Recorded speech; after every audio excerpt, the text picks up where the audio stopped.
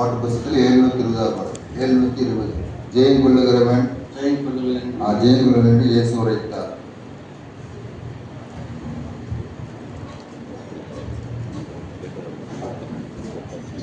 கொள்ளுங்கள் என்று இயேசு உரைத்தார்.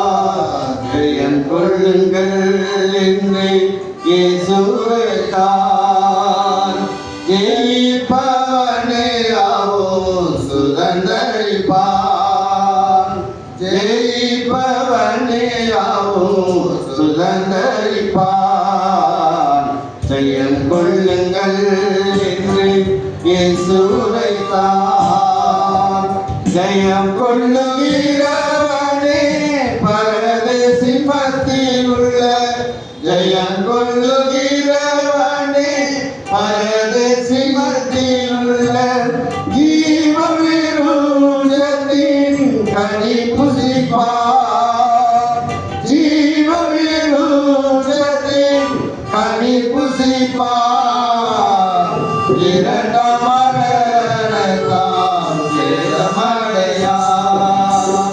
இரண்டாம் மரணத்தால் சேதமடையார்.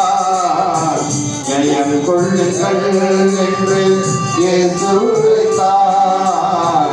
ஜெயம் கொள்ளுங்கள் என்று இயேசு உரைத்தார். மறைவான மண்ணாயிற்று வெள்ளை துணி கல்லின் மேலே. மறைவான மண்ணாயிற்று வெள்ளை துணி கல்லின் மேலே. எழுதப்பட்ட புதிய பெயர் பெறுவார். எழுதப்பட்ட புதிய பெயர் பெறுவார். இருப்பு கோலாட்சி செய்திடுவார். இருப்பு கோலாட்சி செய்திடுவார். ஜெயம் கொள்ளுங்கள் என்று இயேசு உரைத்தார். ஜெயம் கொள்ளுங்கள் என்று இயேசு உரைத்தார். முடிவு பரியந்தம் என் கிரியைகளை கை கொள்ளுபவன். முடிவு பரியந்தம் என் கிரியைகளை கை கொள்ளுபவன். ஜாதிகள் மேல் பெறுவார் அதிகாரத்தை. ஜாதிகள் மேல் பெறுவார் அதிகாரத்தை. இருப்பு கோலாட்சி செய்திடுவார். இருப்பு கோலாட்சி செய்திடுவார். ஜெயம் கொள்ளுங்கள் என்று இயேசு உரைத்தார். ஜெயம் கொள்ளுங்கள் என்று இயேசு உரைத்தார். ஜெயிப்பவன் வசீரம் கழிக்கப்படுவான். ஜெயிப்பவன் வசீரம் கழிக்கப்படுவான். ஜீவ புத்தகத்தில் பெயரடியார் என்னும். ஜீவ புத்தகத்தில் பெயரடியார் என்னும். தூதர் நாமத்தை அறிக்கை செய்திடுவார். தூதர் நாமத்தை அறிக்கை செய்திடுவார். ஜெயம் கொள்ளுங்கள் என்று இயேசு உரைத்தார். ஜெயம் கொள்ளுங்கள் என்று இயேசு உரைத்தார். தடவை ஆலயத்தில் துருநாடுவே நிலைத்து. தடவை ஆலயத்தில் துருநாடுவே நிலைத்து. நீதியமாகி நின்று நீக்கப்படார். நீதியமாகி நின்று நீக்கப்படார். புதிய நாமம் அதிலே எழுதப்படும். புதிய நாமம் அதிலே எழுதப்படும். கொள்ளுங்கள் என்று இயேசு உரைத்தார். கொள்ளுங்கள் என்று இயேசு உரைத்தார். தேவ சிங்காசனத்தில் ஒரு காரணம் செய்வார். தேவ சிங்காசனத்தில் ஒரு காரணம் செய்வார். ஜீவ கிரீடமும் அளித்திடுவார். அழித்திடுவார் தேசிய காலமெல்லாம் விலகிடுவார் தேசிய காலமெல்லாம் விலகிடுவார் கொள்ளுங்கள் என்று இயேசுவை பார் கொள்ளுங்கள் என்று இயேசுவை பார். நாம் அவருடைய சாட்சியை நாம் கேட்கலாம். வந்து செய்தி சாட்சி கொடுக்கிறவர்கள் ஒரு 10 நிமிடம் கொடுத்தால் போதும். அதிகமாக நேரத்தை எடுத்துக்கொள்ளாது. நிறைய ஊழியக்காரர்கள் இருக்கிறாங்க. அதனால் அவர்களும் கட்டளை வார்த்தை குறிவிட்டாகிறதுனால நாம் நேரத்தை அனுசரித்து நாம் கடந்து போகலாங்க. நம்ம மத்தியில் பெங்களூர்லேருந்து வந்திருக்கிற சகோதரன் தீமதி அவர்கள் சாட்சியின் கட்டளை வார்த்தையை சுருக்கமாக பகிர்ந்து.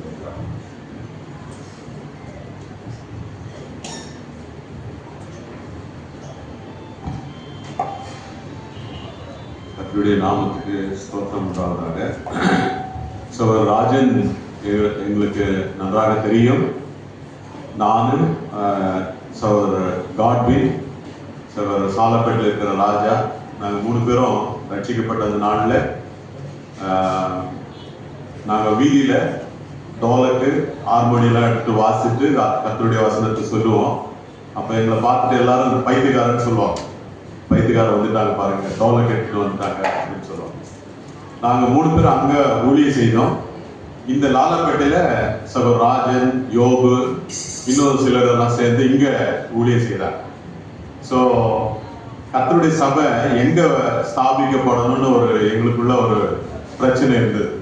பேர்னமெண்ட்டில் வைக்கிறதா இல்லை லாலப்பேட்டையில் வைக்கிறதா? லாலப்பேட்டையில் இருக்கிற சபையெல்லாம் பேர்னமெண்ட்டில் வேண்டாம், இங்கே தான் வேணும் அப்படின்னு சொல்லிட்டு இருந்தாங்க. ஸோ கடைசியில் அவங்க விருப்பப்படி ஆண்டவர் இந்த இடத்துல தான் இந்த சபையை ஸ்தாபிக்கும்படி உதவி செய்தார். அநேக சகோதரர் மணிதாஸ் அவர்கள் சொன்னபடி சாலப்பேட்டையில் 2 இடங்கள்ல இந்த சபை மாறினது. சகோதரர் ராஜா சாலப்பேட்டையில் இருக்கிறாரு, அவர் வீட்டுக்கு பக்கத்திலே நடந்தது. அதுக்கு முன்னாடி சகோதரர் சேகர், அவருடைய அண்ணன் ஆபிரகாம் இங்கே உட்காந்துருக்காருல சேகர், அவருடைய வீட்டில் கூட கொஞ்ச நாள் நடந்தது. ஸோ அங்கிருந்து சாலப்பேட்டைக்கு போனது, சாலப்பேட்டிலேருந்து இன்னொரு இடத்துக்கு போனது, அப்புறம் கடைசியா இங்கே வந்தது. ஸோ தேவனுடைய சாட்சியின் கூடாரம் அங்கே இங்கே போயிட்டு கடைசியில லாலாப்பேட்டையில் வந்து நம்ம சகோதரர்லாம் விரும்பினபடியே இல்லை, யோபு ராஜன் எல்லாம் அவங்க விரும்பினாங்க இந்த சபை இங்க இருந்தா நல்லா இருக்கும் அப்படின்னு சொல்லி. நீங்க ஒண்ணுனா பஸ்ல வந்துருங்க, ஒரு முறை சொல்லும்போது சொன்னாங்க, நீங்கெல்லாம் உங்களுக்கு பஸ் இருக்கு, பஸ்ல வந்துருங்க, எங்களுக்கு லாலாப்பேட்டையில இருந்து கிட்ட, அதனால இங்கே இருக்கட்டும் அப்படின்னு சொன்னாங்க. ஸோ கர்த்தருடைய சாட்சியின் கூடாரம் கடைசியில இந்த எருசலேம் தேவாலயம் ஆலயமாக இங்கே கட்டப்பட்டது. சகோதரர் வாஞ்சியோடு கூட தேவனுடைய ஊழியர்களிலே பங்கு பெற்றார்.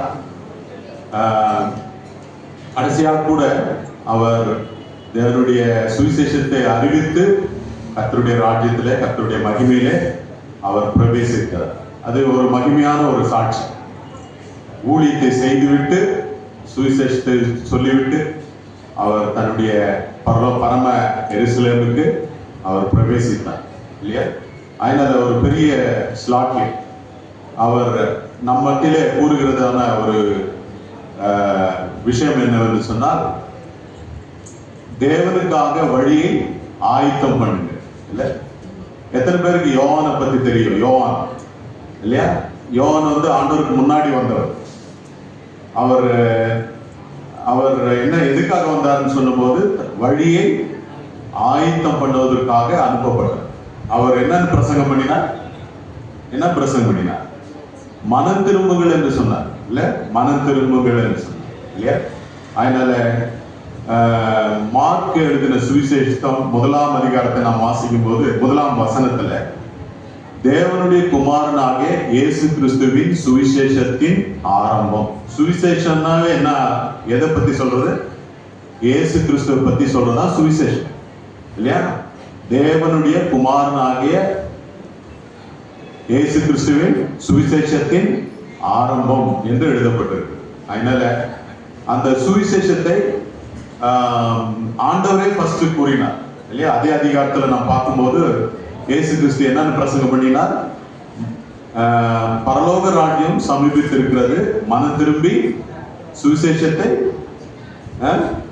நம்புங்கள், விசுவாசியுங்கள் என்று பிரசங்கித்தார். அதனால முதல் பிரசங்கம் மனம் திரும்புங்கள் என்று யோவான் சொன்னார். அதே பிரசங்கத்தை இயேசு கிறிஸ்து கூட மார்க் எழுதின சுவிசேஷத்துல அவரும் கூட அறிவித்து சொன்னார். இன்றைக்கு உங்களுக்கு கூட சொல்கிற ஒரு சுவிசேஷம் என்னன்னா, மனம் திரும்புங்க. என்ன திரும்புங்க? மனம் திரும்பும். இன்றைக்கு எல்லாம் என்ன நினைக்கிறாங்க? கிறிஸ்துவம் ஒரு பெயர் மாற்றம், மதம் மாற்றம் என்று நினைக்கிறாங்க, இல்லையா? உங்களில் நிறைய பேர் அவருக்கு சொந்தக்காரெல்லாம் வந்திருக்கீங்க. சகோதரர் ராஜனுடைய சொந்தக்காரர் வந்திருக்கீங்க. இன்னும் அவங்க கர்த்தரை ஏற்றுக்கொள்ளவில்லை, இல்லையா? அவங்க எப்படி இருக்காங்களோ அப்படிதான் இருக்காங்க. ஆனா ஆண்டுடைய வசனம் என்ன சொல்கிறது என்று சொன்னால், மனம் மாறுங்கள், மனம் திரும்புங்கள். அப்படின்னா நீங்க இவ்வளவு நாளா உலகத்தை நோக்கி இருக்கிறீங்க. நீங்க என்ன செய்யணும்? கர்த்தரை நோக்கி உங்களுடைய மனதை என்ன ஆகணும்? இயேசு பக்கமா திரும்பி கொள்ள வேண்டும் அப்படின்னு சொல்றார். அதனால மனம் திரும்புங்கள் என்று சொன்னார். இன்றைக்கு சகோதரன் அந்த ஞாயிற்றுக்கிழமையில போயிட்டு அவர் அறிவித்த சுவிசேஷம் தெரியுங்களா? மனம் திரும்புங்க, சுவிசேஷத்தை விசுவாசிங்க அப்படின்னு சொன்னார். அவர் அதை நம்பினார். அதனால அவருக்கு என்ன இல்ல? மரணம் இல்ல. ஏன்னா இயேசு கிறிஸ்துவை மரணம் என்ன பண்ண முடியல? அடக்கி வைக்க முடியல, இல்லையா? இயேசு கிறிஸ்து மரணத்தை வென்றார். அதனால்தான் 1 கொரிந்தியர் 15ஆம் அதிகாரத்தில் என்ன வாசிக்கிறோம்? மரணமே உன் கூர் எங்கே? இல்ல, O death where is your sting?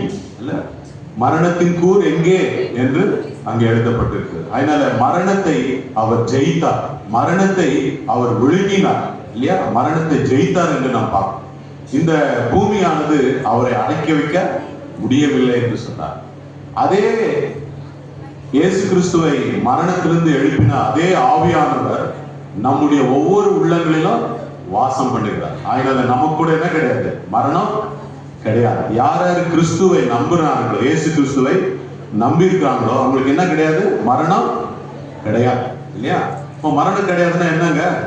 இல்ல, நம்ம சகோதரர் நல்லா சொன்னார், 2ஆம் மரணம் குறித்து சொன்னாரு, இல்லையா? மரணத்தை குறித்து ரொம்ப அழகா விவரித்து சொன்னார். அதனால மரணம் இல்லை என்று சொல்லும் போது ஆத்தும மரணம் நமக்கு கிடையாது. சரீர மரணம் எல்லாருக்கும் வரும். ஒரு நாள் எல்லாரும் மறிக்கணும், இல்லையா? இந்த உலகத்தை விட்டு போகணும், இல்ல? சரீரத்துக்கு மரணம் வருது. சோ அந்த மரணம் எப்படி வந்ததுன்னு சொன்னா, பாவத்தினால மனிதனுக்கு மரணம் வந்தது. அதனால எல்லா மனுஷரும் ஒரு நாளிலே மரணம் வந்துதான் ஆகும். அவங்கள மரணம் பிரிக்குதான் செய்யும்.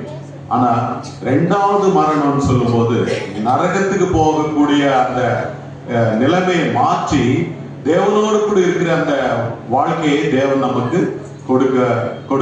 கொடுக்கிறார். அதனால தேவனுடைய பிள்ளைகளுக்கு என்ன கிடையாது? 2ஆம் மரணம் கிடையாது, ஆத்துமா மரணம் கிடையாது, இல்லையா? அவங்க தேவனோடு நித்திய காலமாக அவர்கள் வாழ்கிற ஒரு வாழ்க்கை. அதனால யோவானுடைய, நீங்க எத்தனை பேர் யோவானுடைய ட்ரெஸ், யோவானுடைய சாப்பாடு என்ன இருந்தது யாராவது சொல்ல முடியுமா? யோவானுடைய சாப்பாடு என்ன? யோவானுடைய ட்ரெஸ் என்ன? வெட்டுக்கிளியும் காட்டு தேவை. யாராவது வெட்டுக்கிளி மத்தியானத்துல கொடுத்தா, சகோதரர் கொஞ்சம் வெட்டுக்கிளி சாப்பிட்டீங்களா?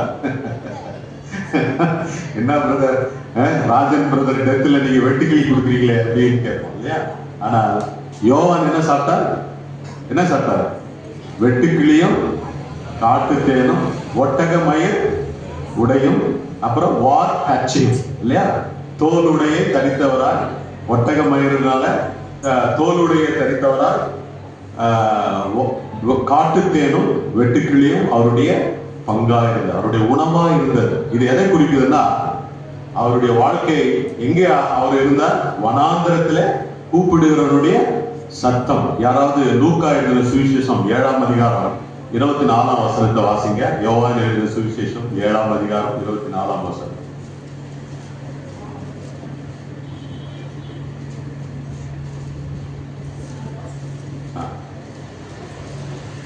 வாசிங்க.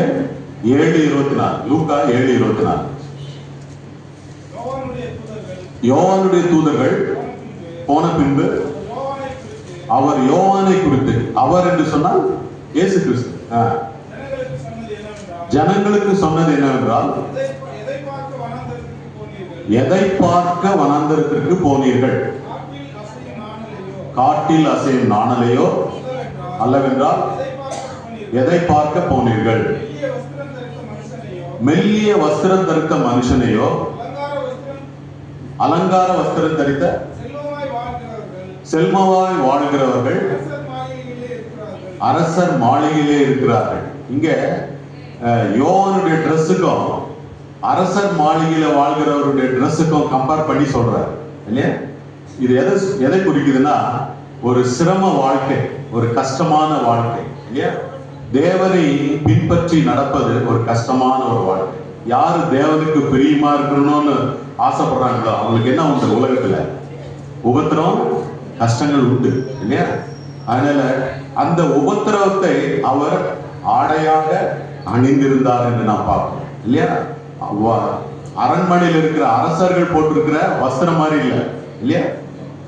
மோசே 40 வருஷம் எங்க இருந்தாரு?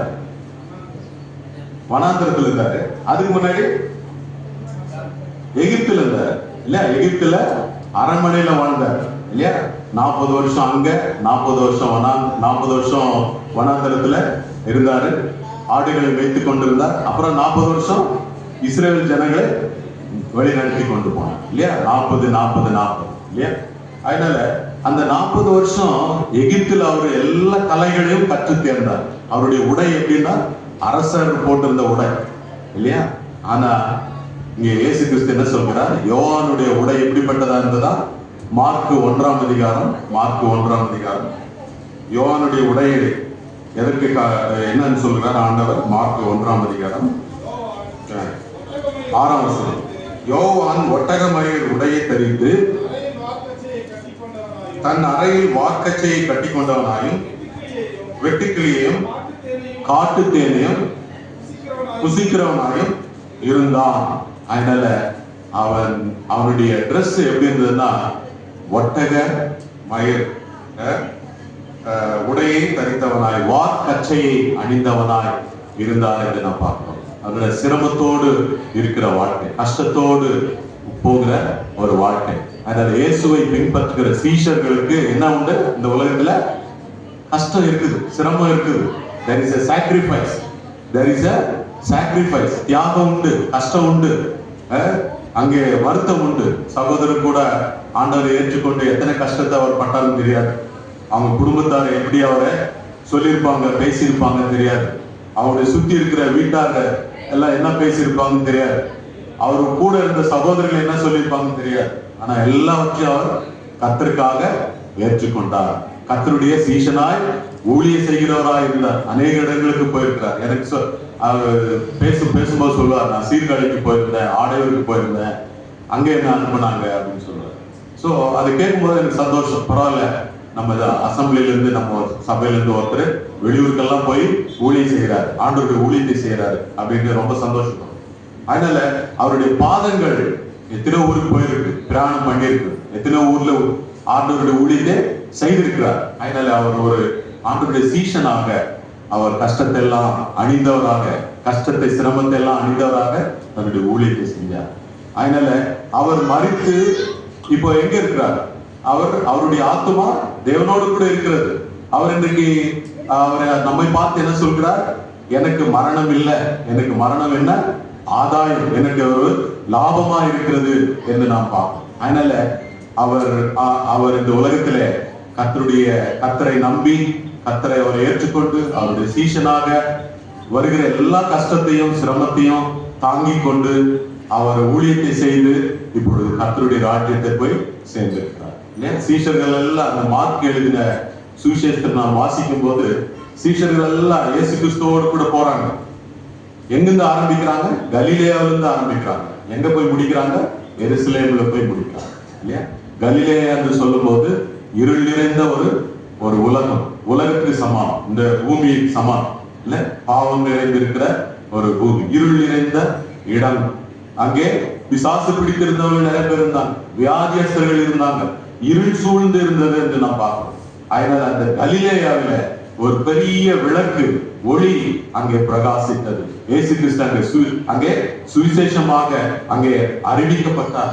அநேகருக்கு அங்கே ஒளி அங்கே காணப்பட்டது என்று நாம் பார்க்கிறோம். அதனால இந்த உலகத்துல இயேசு கிறிஸ்துவ அவர் ஏற்றுக்கொண்டு அவரோடு கூட பயணம் செய்து கஷ்டம் வந்தாலும் நஷ்டம் வந்தாலும் யார் என்ன பேசினாலும் பரவாயில்ல, நான் இயேசு கிறிஸ்துவனுடைய சீஷன், அவருடைய ஒரு டிசைபிள் என்று சொல்லி அவரோடு கூட நடந்து கடைசியில் அவர் எங்க போய் சேர்ந்தார்?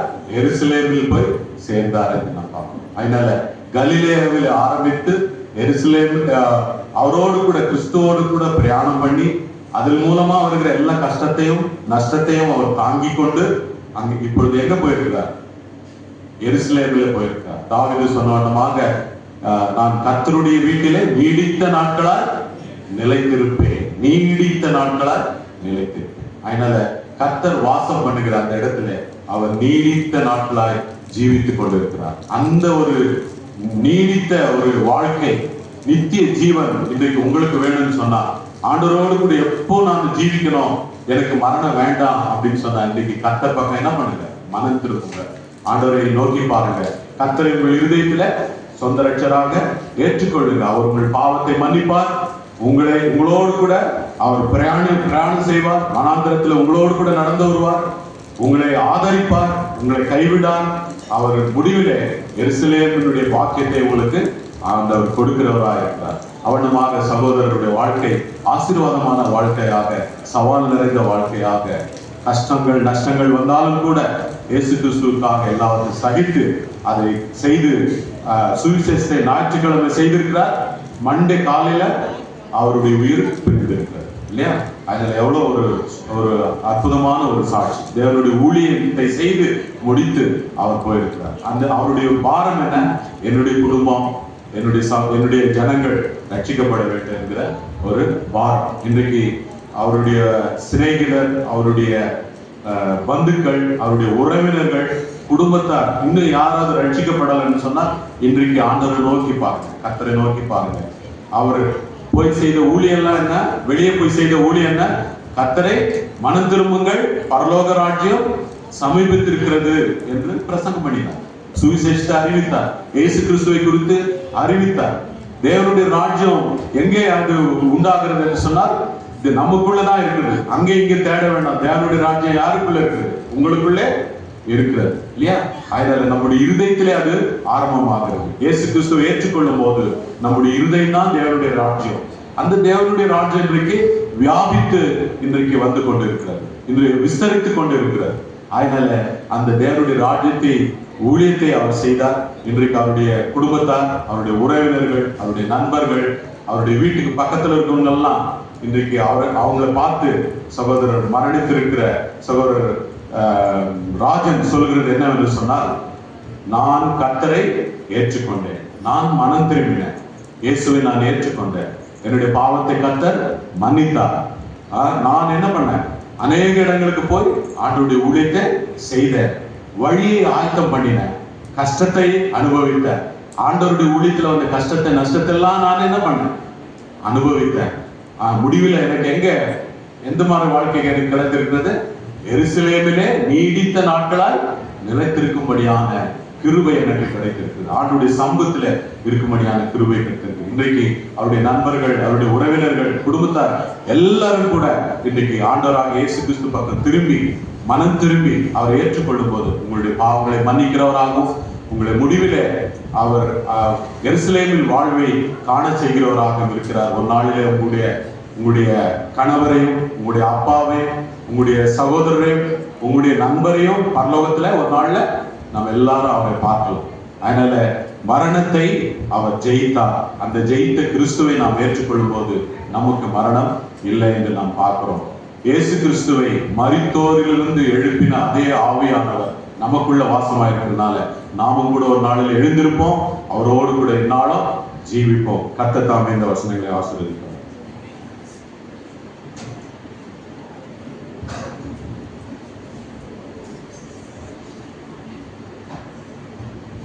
எங்களை அன்பாய் நேசிக்கிற நல்ல ஆண்டவரே, இந்த மத்தியான வேளையிலே எங்கள் சகோதரன் ராஜன் லாலாப்பேட்டை அவர்களை ஆண்டவரே உங்களுடைய சமூகத்தில் நீங்கள் அழைத்து கொண்டு அவருடைய சாட்சி நாங்கள் கேட்டோம். ஆண்டவரே உங்களுடைய ஊழியத்தை பல இடங்களுக்கு சென்று ஆண்டவரே யோவானை போல வழியை ஆயத்தம் பண்ணுகிறவராய், உங்களுடைய சுவிசேஷத்தை சுமந்து செல்கிறவராய், ஆண்டவரே வனாந்தரத்திலே பேசுகிற சத்தத்தை போல அவரை நீர் உபயோகித்துக் கொண்டு ஆண்டவரே பல இடங்களிலே சீர்காழி, ஆடையூர் போன்ற பல இடங்களிலே அவரை கொண்டு போய் ஊழியத்தை செய்து ஆண்டவரே இந்த கடந்த ஞாயிற்றுக்கிழமையில் கூட ஆண்டவரே அந்த ஓப்பனர் ப்ரீச்சிங்க்கு போயிட்டு வீட்டுக்கு வந்திருக்கிறார். ஆண்டவரே சுவிசேஷத்தை அறிவித்திருக்கிறார்.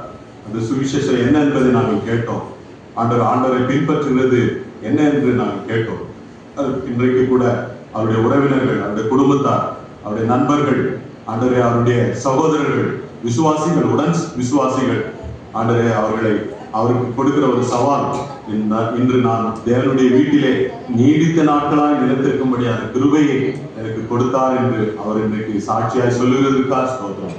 ஆண்டவரே எத்தனை பேருக்கு இந்த விதமான நம்பிக்கை இல்லையோ ஆண்டவரே, அவர்கள் இந்த நாளிலே கர்த்தர் பக்கமாய் திரும்பிக் கொள்ளட்டும், பக்கமாய் திரும்பிக் கொள்ளட்டும். ஆண்டவரே உம்மை அவர்கள் ஏற்றுக்கொள்ளட்டும். ஆண்டவரே நீர் கொடுக்கிற அந்த நித்திய வாழ்வை, நித்திய ஜீவனை அவர்கள் பரிசாக பெற்றுக் கொள்ளட்டும். ஆண்டவரே உங்களுடைய அன்புள்ள கரங்களை நாங்கள் ஒப்புக் கொடுக்கிறோம். உங்களுடைய வார்த்தை அவர்களை தேற்றட்டும். ஆண்டவரே உங்களுடைய வசனம் அவர்களை தேற்றட்டும். ஆண்டவரே அவர்கள் குடும்பத்தார்கள், உறவினர்களையும் சபையாரையும் ஆண்டவரை தேற்றி வழிநடத்தும். எஞ்சியிருக்கிற சமயத்தை நீர் ஆசீர்வதித்து நடக்கிற எல்லா அடக்காராதனையிலும் உங்களுடைய கிருபையிலிருந்து வழிநடத்த வேண்டும் என்று எங்கள் கர்த்தர் ரட்சகரும் மீட்பருமா இருக்கிற இயேசு கிறிஸ்து மூலம் தாழ்வுடன் ஜெபிக்கிறோம் நல்ல பிதாவே. ஆமென்.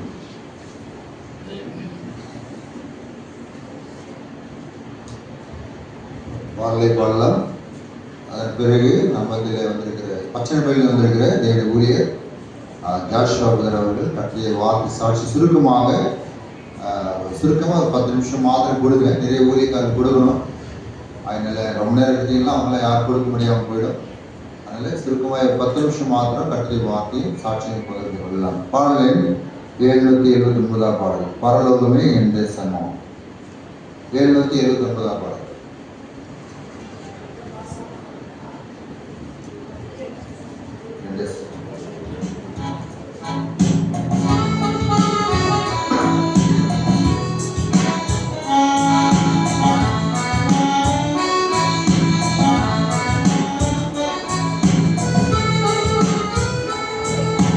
பரலோகமே என் தேசமா, பரதேசி நானுக்கே மாயலோகம் இது நானோ பிரியையானே.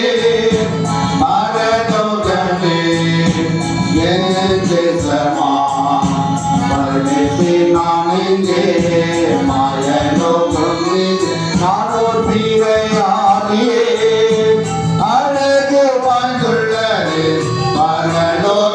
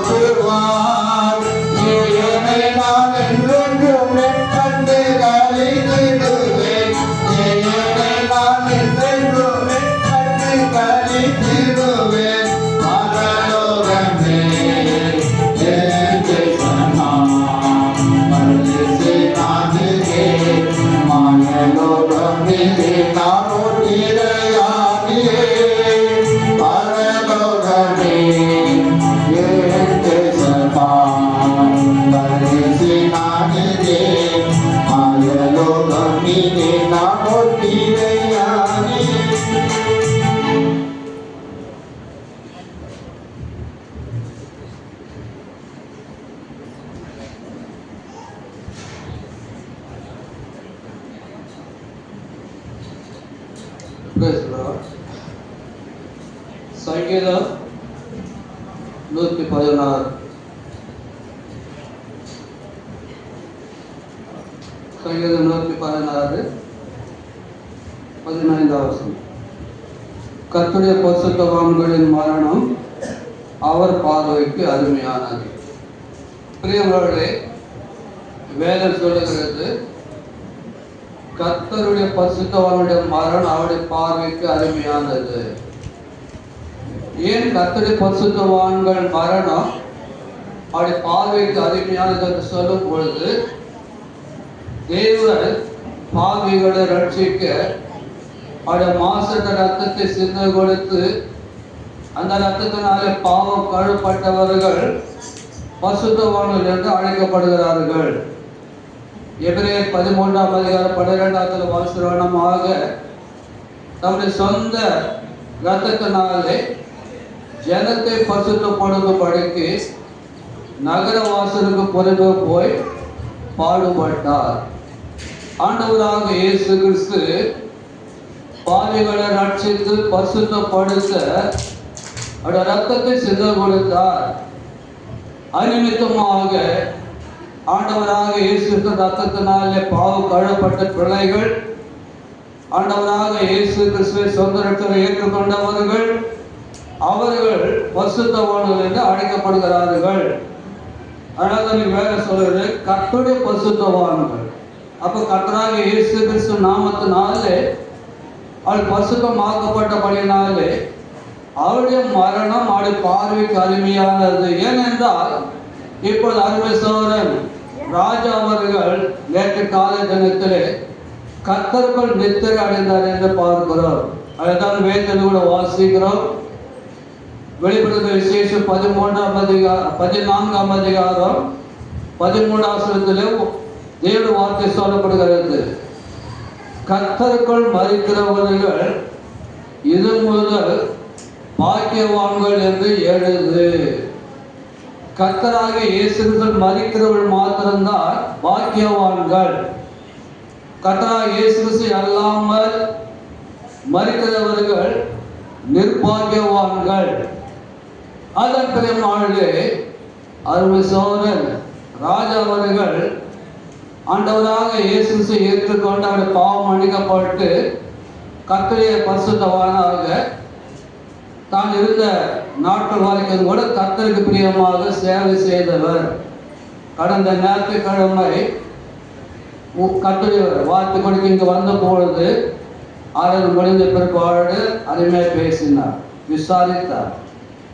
மறுநாள் திங்கட்கிழமை நேற்று காலையில் துக்கமான செய்தி. ஆனாலும் கூட ஒரு இடத்துல துக்கம் இருக்கலாம், இன்னொரு பக்கத்தில் சந்தோஷம். ஏன் சந்தோஷம் என்றால் அவர் இந்த உலகத்திலே பிரயாசங்கள், கஷ்டங்கள், துன்பங்கள், வருத்தங்களை விட்டு நித்தியமான இழைப்பாளர்களுக்குள் மகிமன் ராஜ்யத்துக்குள் தம்முடைய தாசனை ஆண்டவர் அழைத்துக் கொண்டார். அதன் பிறகு இந்த சோழன் அருமை சோழன் ராஜாவுக்கு வந்த மரணம் இங்க இருக்கிற யாருக்கு வர வேண்டும் என்றால், அப்படி இருந்தால் நல் மரணம். எப்படிப்பட்ட நல் மரணம்? ஆண்டவராக இயேசு கிறிஸ்து ஏற்றுக்கொண்டவர்களுக்கு, ஆண்டவராக இயேசு கிறிஸ்து ரத்தத்தினாலே பாவம் கழுவப்பட்டவர்களுக்கு தான் நல் மரணம். ஆண்டவராக இயேசு கிறிஸ்து ஏற்றுக்கொள்ளாத யார் இருந்தாலும் அவர்களுக்கு நல்ல மரணம் கிடையாது. அவளுடைய மரணம் துக்கத்திலே முடிகிறது. அதன் பிறகு இப்பொழுது முன்னதாக செய்தி கொடுத்தார் சொன்னார்.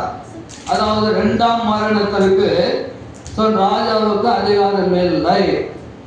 ஏனென்றால் அவர் 2ஆம் மரணத்தை தாண்டி விட்டார். எப்படி தாண்டி விட்டார்? யோவான் சுவிசேஷம் 5ஆம் அதிகாரம் 24 வசனத்திலே இவர் எங்கிருந்து எங்கே தாண்டினார் என்று வேதம் சொல்லுகிறது. என் வசனத்தை கேட்டு என்னை அனுப்பினவரை விசுவாசிக்கிறவனுக்கு நித்திய ஜீவன் உண்டு. அவன் ஆக்கின தீர்ப்புக்குட்படாமல் மரணத்தை விட்டு நீங்கி ஜீவனுக்குள் பிரவேசித்திருக்கிறார். இப்போது அருமை சோழன் ராஜா அவர்கள் ஆண்டவராக இயேசு கிறிஸ்துவின் சுவிசேஷத்தை கேட்டு அவருடைய நாமத்தினாலே விசுவாச வைத்த நிமித்தமாக அவர் தேவனுடையாக மாற்றப்பட்டார், பாவம் மன்னிக்கப்பட்டவராக இருக்கிறார். பரிமித்தமாக அவர் மரணத்தை விட்டு அதாவது ஆக்கின தீர்ப்புக்குட்படாமல் மரணத்தை விட்டு நீங்கி ஜீவனுக்குள் பிரவேசித்த. எந்த மரணத்தை விட்டு நீங்கி? இந்த சரீர மரணம் எல்லாருக்கும் உரியது. இது இவருக்கு முதல் மரணம். இப்ப வேதத்தில் சொல்லப்பட்ட இரண்டாம் மரணத்துக்கு இவருக்கு அதிகாரம் இல்லை. அதுதான் ஆக்கின தீர்ப்புக்குட்படாமல் மரணத்தை விட்டு நீங்கி. எந்த மரணத்தை விட்டு நீங்கி? வெளிப்படுத்தின விசேஷம் 21:8 சொல்லுகிறபடி அக்கினி கந்தகம் இருக்கிற கடலில பங்கடைவார்கள். இது இரண்டாம் மரணம். அந்த இரண்டாம் மரணம் யாருக்கு? ஒரு பொய் சொல்லி மறித்தாலும் கூட அந்த இரண்டாம் மரணம் அதை தவிர்க்க முடியாது. அது அந்த இரண்டாம் மரணத்துக்கு போகாமல் இருக்கிறதா ஆண்டவராக இயேசு வசனத்தை கேட்டு அவரை விசுவாசித்து அவரை ரட்சகரை ஏற்றுக்கொண்டு அவருடைய ரத்தத்தினால பாவம் கழுவப்பட்டவர்கள் தான் அதாவது இரண்டாம் மரணத்தை விட்டு நீங்கி ஜீவனுக்குள் பிரவேசிக்க பாக்கியத்தை பெற்றுக் கொண்டார். இப்போது அருமசோரன் அதை தான் அவர் பெற்றிருக்கிறார். அதாவது இரண்டாம் மரணத்தை விட்டு நீங்கி ஜீவனுக்குள் பிரவேசித்திருக்கிறார். அவர் இப்போது நித்திய இளைப்பாடு இருக்கிறார். பிரியம்பாடு அப்படிப்பட்ட மரணம் உனக்கு வர வேண்டும் என்றால், இன்னும் நீ ஆண்டவராக இயேசு கிறிஸ்துவை ஏற்றுக்கொள்ளாமல் இருப்பாய் என்றால், உன்னுடைய பாவங்கள் மன்னிக்கப்படாமல் இருக்கும் என்றால், இப்போது ஆண்டவராக இயேசுவை ஏற்றுக்கொள்ளும் பொழுது அவர் ரத்தத்தினால் உள்ள பாவங்களை கழிவுகளை சுத்திகரித்து உன்னுடைய மகளாக அவருடைய மகனாக ஏற்றுக்கொள்வார். அப்போ நீ கூட மறிக்கும் பொழுது இரண்டாம் மரணத்தை விட்டு நீங்கி ஜீவனுக்குள் பிரவேசித்து நித்தியமான இழைப்பாடு பெற முடியும். அப்படிப்பட்ட நம்பிக்கை அருமசோரன் ராஜா பெற்றுக்கொண்டார். பிரியம்பாடு அது இங்கே உட்கார்ந்து யாரும் சிந்தியுங்கள். நான் மறித்தால் எங்கே போவேன்? நித்திய ஜீவனுக்குள் பிரவேசிப்பனா அல்ல நித்திய அக்கினிக்கு பிரவேசிப்பன என்பதை இந்த உலகத்தில் இருக்கும் பொழுது தீர்மானம் செய்ய வேண்டும். ஆனால் தான் ஒரு கிறிஸ்தவர்களுக்கு நம்பிக்கை இருக்கு மரணத்தில். என்ன அந்த நம்பிக்கை? நான் அந்த உலகத்தை கண்மூடின பிற்பாடு மறித்த பிற்பாடு என் ஆண்டவரோடு சதா காலம் பிழைக்க போகிறேன். அதன் நித்திய வாழ்வு. அந்த நித்திய வாழ்வை அருமை சோழர் பெற்றுக்கொண்டார். பிரியம்பாடு அப்படி அந்த நித்திய வாழ்வு உனக்கு வேண்டும் என்றால் ஆண்டவராக இயேசு ஏற்றுக்கொள்ள வேண்டும். அதுக்காக தான் சரித்திரம் சொல்கிறது. ஆண்டவர் இந்த உலகத்திற்கு பாவிகளை ரட்சிக்க 2026 ஆண்டுகளுக்கு முன்னதாக வந்தார். அதுதான் சரித்திரம் சொல்லுகிறது. ஆண்டவராக இயேசு இந்த உலகத்துக்கு வந்த நிமித்தமாக தான் இந்த ஆண்டுகள் ஆரம்பமானது. அப்ப ஆண்டவர் எதற்காக வந்தார்? பாவிகளை ரட்சிக்க வந்தார். பெரியம்பாடு அதுதான் பிரியம்பாடு. இந்த நேரத்தில் நீங்கள் யார் இருந்தாலும் சரி, அந்த ராஜாவுடைய மரணம் போகல, அந்த நித்திய ஜீவனுக்கு பிரவேசிக்க வேண்டும் என்றால் இன்று ஆண்டவராக இயேசுவை ஏற்றுக்கொள்ள வேண்டும். உன்னுடைய பாவங்களை அவருடைய சமூகத்தில் அறிக்கை வேண்டும். அப்பொழுது உனக்கு நித்திய இழப்பாடு கொடுப்பார். அப்பொழுது இரண்டாம் மரணத்துக்கு பிரவேசிக்க முடியாத பிரியம்பாடு. தேவன் தாமே இந்த வார்த்தை ஆசீர்வதிப்பார். எங்கள் அன்போட பொருளோ பிதாவே நம்முடைய பரிசுத்த நாமத்துக்கு நன்றி சொல்லி சோத்திருக்கிறோம். அதுமே ராஜாவோட கர்த்தாவை ரட்சித்து இப்படி மகனாக்கி கொண்டு நேற்று தினத்தில் கர்த்தாவை இப்படி மகிமைக்கு எடுத்துக்கொண்டு அவளை நம்ம சோதரிக்கிறோம். விட்டு போன மனைவி பிள்ளைகளை நேற்றாவை ஆறுதல் படுத்தி கர்த்தாவை நாடுக்கான உதேசம் வேணும் என்றும் அதே போல கர்த்தாவை நீர் ஒருவரே ரட்சிப்பை கொடுக்க பாவத்தை பரிகரிக்க வந்தவர் ஆண்டவரே. இரண்டாம் மரணத்துக்கு உள்ளான யாவரையும் கூட ஆக்கிரத்திற்கு உட்படாமல் மரணத்தை விட்டு நீங்கி ஜீவனுக்குள் பிரவேசிக்க முடியாத பாக்கியத்தை கொடுத்ததான் நீர் இந்த உலகத்திற்கு வந்து ஆண்டவரே.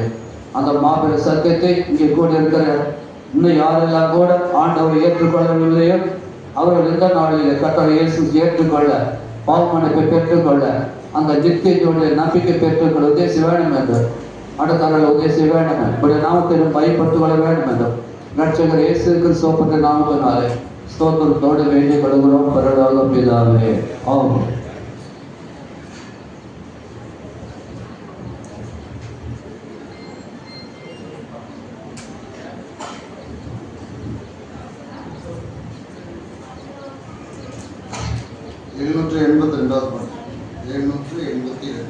இன்ப இயேசு ராஜாவை பாடலை நாம் பாடும்போது பெட்டியை உள்ள கொண்டு வரும்படி கேட்டுக்கொள்ளப்படுகிறது. பாட்டு பாடும்போது பெட்டி உள்ள 782.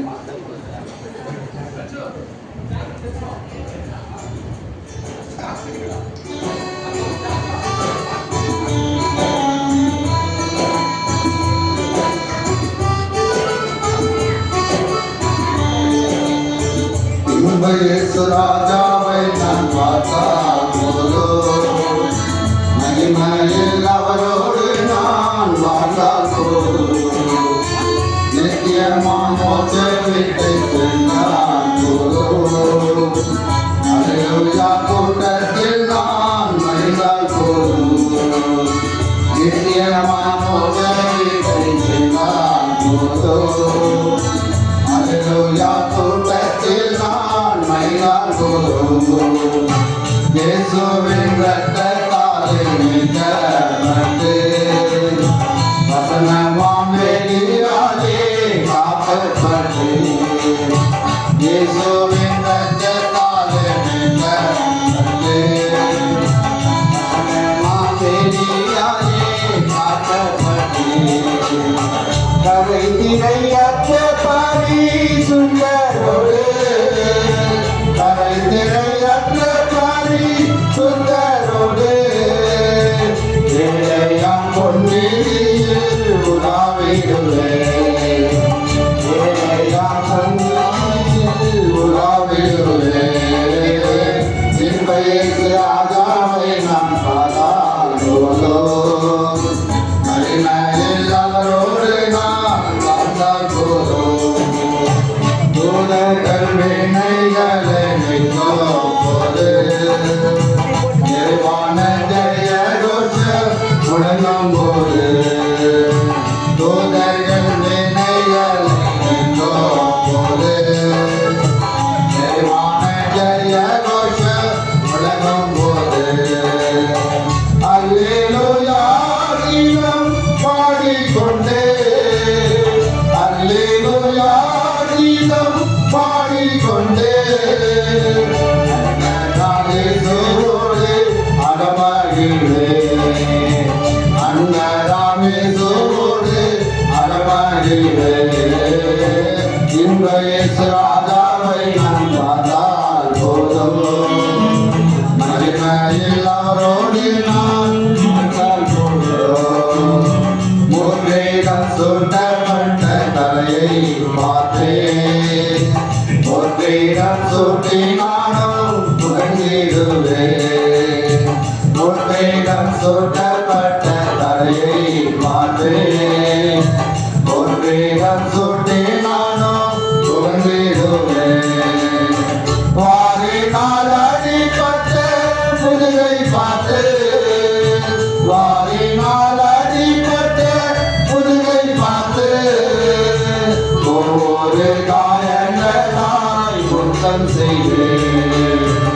ஒவ்வொரு காயங்களாய் குற்றம் செய்வேன், இன்ப இயேசு ராஜாவை நான் பார்த்தால் போதும், மகிமையில் அவரோடு நான் வாழ்ந்தால் போதும், என்னுள்ளம் நன்றியால் நிறைந்திடுதே, அத்தனின் பாக்கியத்தை நினைக்கையிலே, என்னுள்ளம் நன்றியால் நிறைந்திடுதே, அத்தனின் பாக்கியத்தை நினைக்கையிலே, அல்லேலூயா அல்லேலூயா அல்லேலூயா அல்லேலூயா, வந்திட்ட எந்த நாவு போதாதையா, வந்திட்ட எந்த நாவு போதாதையா, இன்ப இயேசு ராஜாவை நான் பார்த்தால் போதும், மகிமையில்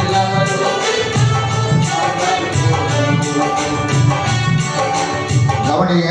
கடைசி செய்தி பிறகு அடக்காரனுக்கு போக போகிறோம்.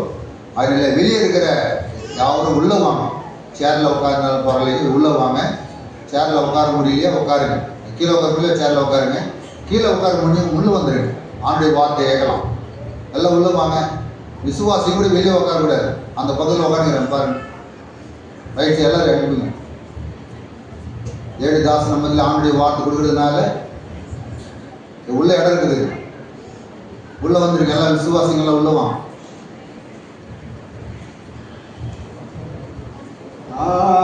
காலம் என்று முழங்கிடுமோ, ஏழையன் நாவல் என்று தீர்த்திடுமோ.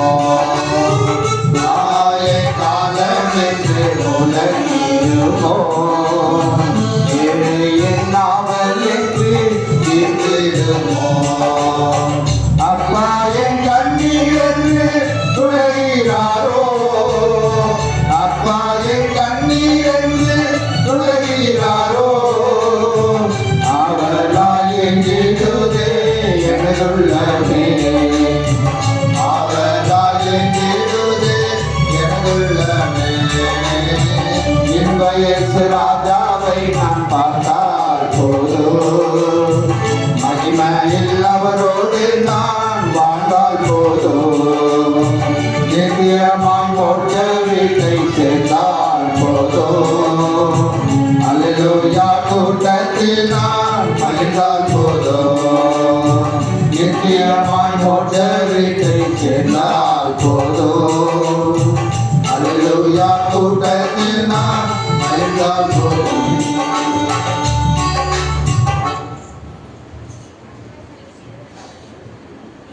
சங்கீதம் 115 சங்கீதம். சங்கீதம் 115.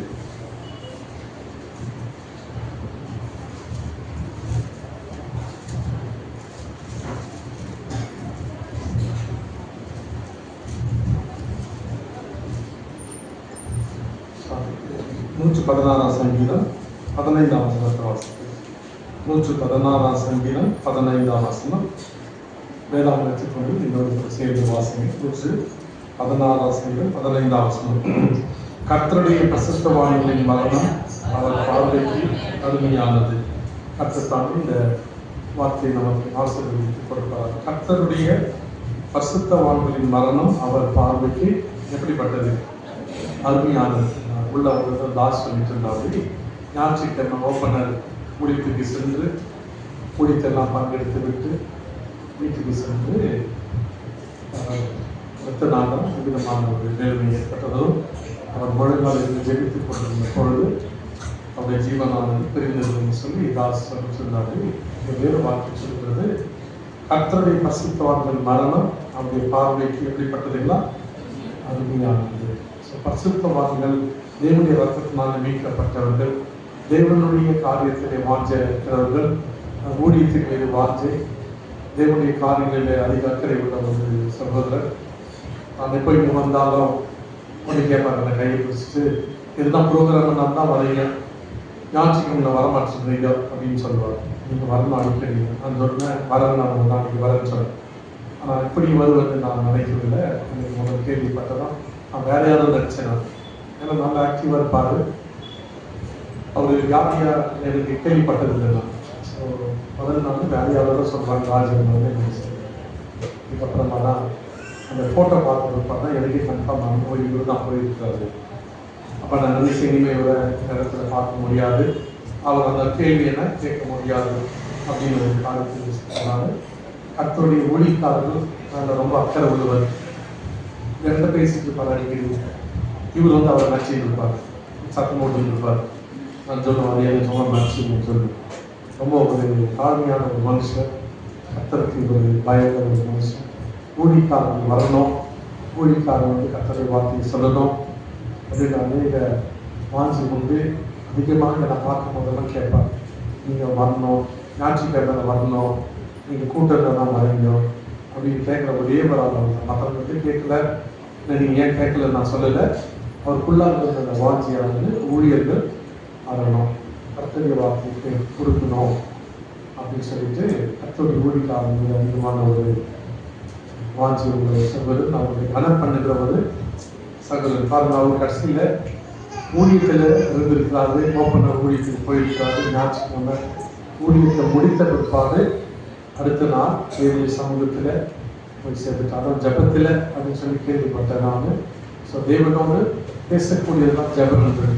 ஸோ தேவனோடு பேசக்கூடிய ஒரு சாக்கியத்தில் தேவன் இருக்கிற அந்த இடத்திற்கு அவர் போக முடியாத அந்த பெரிய கிருபையை கர்த்தர் அவருக்கு கொடுத்தார். அதனால வேத வாக்கியம் சொல்கிறது, கர்த்தருடைய பரிசுத்தவான்களுடைய மரணம் அவர் பார்வைக்கு எப்படிப்பட்டது, அது அருமையானதாக காணப்படுது. உங்களுக்கு இது கஷ்டமா தெரியலாம், உங்களுக்கு வர துக்கமா தெரியலாம். ஏன்னா பெருமாளுடைய சிவரம் நம்ம பார்க்க மாட்டோம், மாம்ச பிரகாரமாக அவரை நம்ம என்ன செய்ய மாட்டோம், பார்க்க போவதில்லை. ஆனால் ஆவிக்குரிய ரீதியில ஒரு நாளிலே நாங்கள் இவரை பார்க்க போகிறோம். இந்த மாம்ச சரீரத்தில் இல்ல, மரண சரீரம் மாற்றப்பட்டு என்ன சரீரமாக ஆக போகுது, மகிமை சரீரமாக்கப்படுகிறது. அதுங்க நேற்று இறந்துச்சாரு, இப்போ பார்த்தீங்கன்னா ஊசாக ஆரம்பிச்சிச்சு பாடியில்.